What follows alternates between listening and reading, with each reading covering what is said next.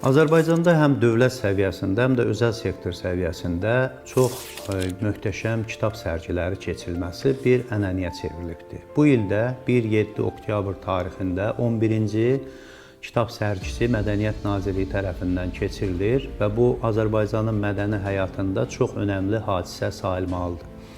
Mən də həm bir müəllif kimi bu kitab sərgisində öz kitablarımın təqdimatı ilə, həm də bir oxucu kimi kitab sərgisində iştirak eləməyi özümün bir mənəvi borcum hesab edirəm. Azərbaycanın düşünən insanlarını, ziyalılarını, müəllimlərini, məktəblərini bu kitab sərgisində istəklə, həvəslə iştirak eləməyə dəvət edirəm. Çünki hər bir mədəni insanın həyatında kitab önəmli yer tutur. Bir ömrün dəyəri onun nə dərəcədə kitabla zəngin olması ilə ölçülür.